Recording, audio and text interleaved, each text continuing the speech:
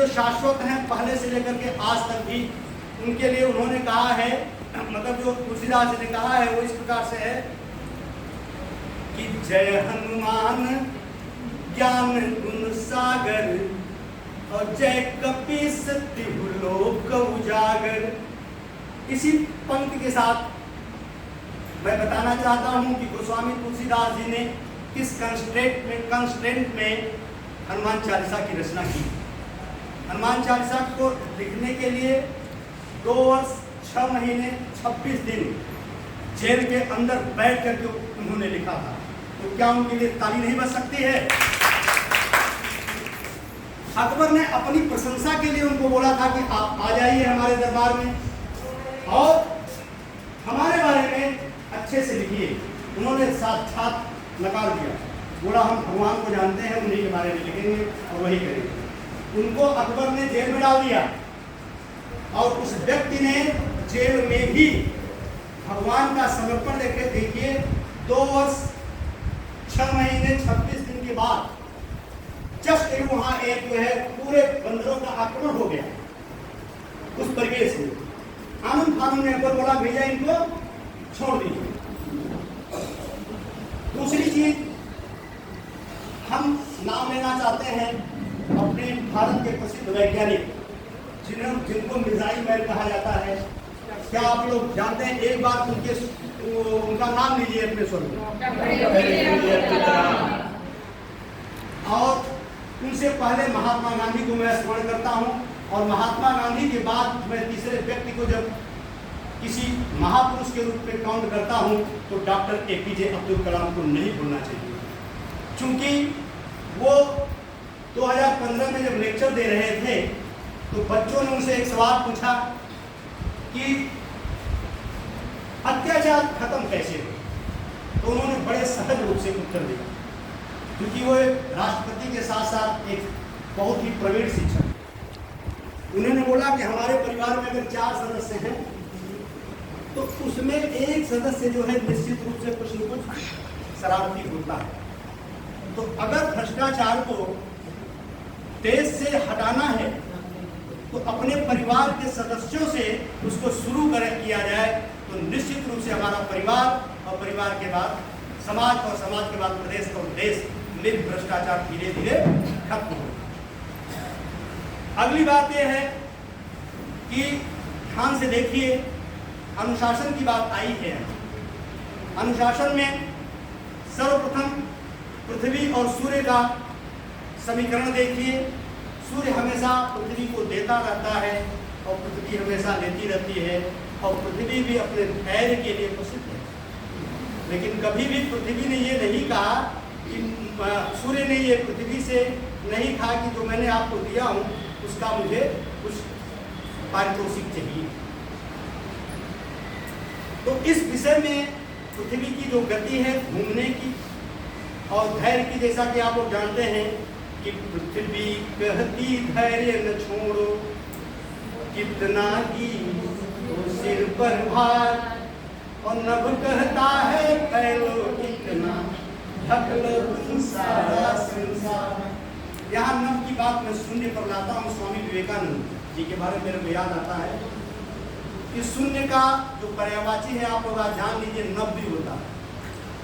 और मैं जब पढ़ रहा था तो मुझे कविता के रूप में पर्यायवाची आज याद है। आप सदन से क्या मैं उस कविता को सुना सकता हूँ शून्य का पर्यायवाची? कि व्योम गगन आकाश नभ, व्योम गगन आकाश नभ, अंबर शून्य अनंत। शून्य आ गया। शून्य जो है वो आकाश का पर्यायवाची है। कितनी बड़ी बात है।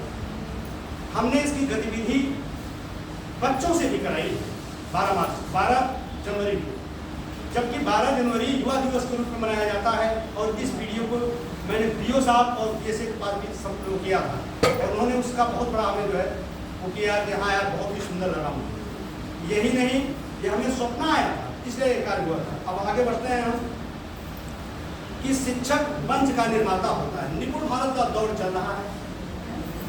हमारे शिक्षक का इतना बड़ा योगदान है कि वो अपने सर्व कुछ को न्यौछावर करना चाहते हैं कि हमारे बच्चे आगे बढ़ें। कि धन्य मेरे शिक्षक जो मंच गढ़ेंगे और मंच के सहारे हम आगे बढ़ेंगे। बच्चों को हमें ऐसा मंच देना है, ऐसा उनको लीडरशिप डेवलप उनके अंदर करनी है, वो खुद ही उस चीज़ को करें। जैसा कि अर्जुन सर ने बोला कि ऐसा उनके अंदर क्वालिटी पैदा कर दीजिए कि वो सीखने वाले के साथ साथ बाद में उनके अंदर सिखाने वाले की क्षमता है। आगे कल्पना, अनुमान और तर्क, निश्चित रूप से चाहे हमारा कोई भी विषय हो, 3 चीजें अगर हमने बच्चे की डेवलप कर दी, कल्पना का विकास बहुत बड़ी बात है। आप एक MSc करके और क्या बोलते हैं उसको PhD करके साइंटिस्ट बन सकते हैं, लेकिन एक बेहतरीन शिक्षक बनने के लिए बच्चों में आपने क्या डाला, ये इम्पोर्टेंट है। और इसके लिए शिक्षक का अध्ययन और बच्चों तक जा करके और उसको उनके सामने प्रकट करके कहते हैं कि मैं करूंगा और हम करेंगे, फिर तुम करोगे, फिर तुम यो अपने साथ मतलब खुद करोगे। यही 4 चीजें हैं ना, इस प्रशिक्षण का यही मौलिक उद्देश्य भी है। तो हम इसके माध्यम से ये बताना चाहते हैं आपको कि हमें डेडिकेटेड है और हमें प्रतिफल की आवश्यकता है, तभी हमारा जीवन सफल है। अगला है पॉइंट,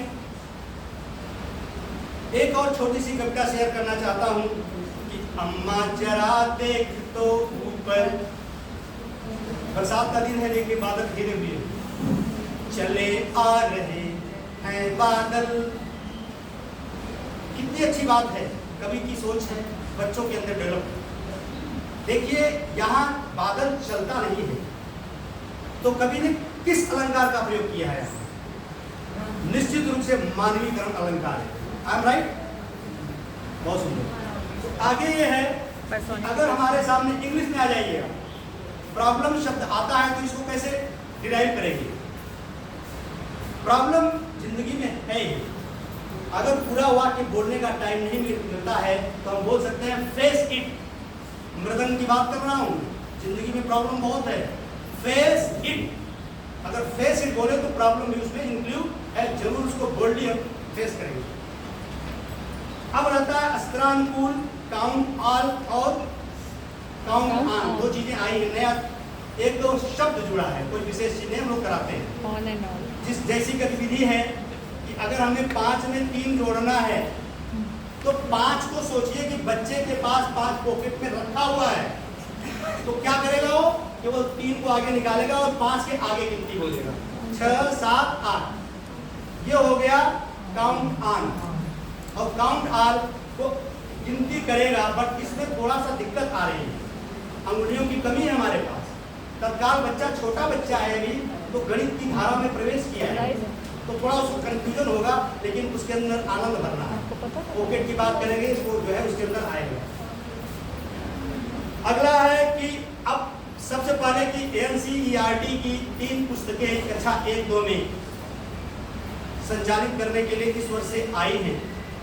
सोचिए कि सारंगी जो शब्द है वो पहले उसको बोलते थे हम सारिंदा, और इसके जो मेन जो है मुराद अली खान जी सबसे सुंदर सारंगी वादक हुए थे। और सारंगी को बनाने के लिए आपको सही बताएं बहुत समय लगता है, और जो सबसे टॉप क्लास की टीक होती है उससे बनता है। और सारंगी में कुल कितने जो है वो रस्सियाँ होती हैं, उसमें कुल कितने तार होते हैं? मेरा ख्याल है 29 तार होती हैं, 29। और 29 को आप चाहें तो रिलेट कर देंगे 9 और 30, जैसा कुछ कल हम लोगों का डिस्कशन में हुआ था कि 30 से पहले की संख्या को 29 करते हैं। अब बात आती है आनंदमय गणित की। पहली पुस्तक सारंगी, दूसरा है आनंदमय गणित। सारंगी में एक चीज और जोड़ना चाहता हूँ कि ये जो हमारी परंपरा, हमारी जो विरासत है, उसको लेके चलना है। पैजामा आप सभी पहने हैं, कोई सलवार बोलता है, किसी का पैजामा छोटा होता है, किसी का बड़ा होता है, लेकिन क्या पैजामा अपने अमूर्त रूप को खोता है? कभी नहीं। पैजामा ही कहलाता है। जैसा कि राजेश धोन जी का वक्तव्य है, सारंगी पर उन्होंने ऐसा जो है विचार व्यक्त किया। अब बात आती है अंग्रेजी की जो किताब है वो मृदंग से आच्छादित। मृदंग जैसे कोई दक्षिण भारत का एक शब्द है जिसको यहाँ हम लोग ढोलक बोलते हैं, वहाँ जो है मृदंग बोलते हैं और उसमें षटकोण के रूप में दिया हुआ है। और मृदंग सबसे ज़्यादा मृदंग की जो ताल वाद्य बोलते हैं, मतलब हाथ से तबला जैसे नहीं बल्कि ऐसे बजाया जाता है ताल देकर, तो ताल से चीजें निकलती हैं। तो इस चीज को हमारे भगवान से जोड़ा गया है। संस्कार देख लीजिए, अंग्रेजी को भी भगवान से इसलिए जोड़ा गया है कि मृदंग सबसे ज्यादा किसको पसंद है? पहले पसंद है गणेश जी को और दूसरा शिव जी। हम आते हैं अब अपने महत्वपूर्ण वैज्ञानिक आइजैक न्यूटन। ये एप्पल सामने रखा हुआ है।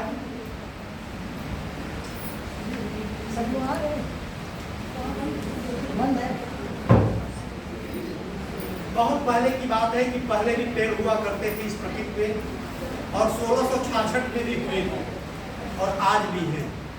लेकिन जब पेड़ से एप्पल देखिए गिर रहा है ना, इसको पेड़ मान लीजिए और यहाँ से गिर रहा है तो नीचे आ रहा है, न दाहिने जा रहा है न बाएं जा रहा है। इसकी वैज्ञानिक तरह की खोज आइजैक न्यूटन ने सर्वप्रथम किया। तो एक बार ऐसे वैज्ञानिक के लिए ताली बजनी चाहिए। 1666 ईस्वी में, मतलब बहुत ज़्यादा दिन नहीं हुआ, उसकी से 600 वर्ष पहले। बाकी उससे पहले लोगों का विचार नहीं जाना। अब बात आती है, उन्होंने गुरुत्वाकर्षण, प्रकाश का नियम, गणित और गति की बात इसलिए मैं कह रहा हूं कि जब शिक्षण का कार्य चलता है तो बच्चा अगर गति के साथ पढ़ता है, जैसा कि है कि 45 शब्द पर मिनट के साथ अगर बच्चा कक्षा का पढ़ता है तभी वो निपुण है। तो भाषा में इनको सहज कर दे। किताब आ जाए, गीत पहले का है, गीत पहले का लिखा हुआ है श्रीमती विभा दुबे द्वारा कि भाषा में उनको सहज कर दे, गति पढ़ने लिखने की भर दे।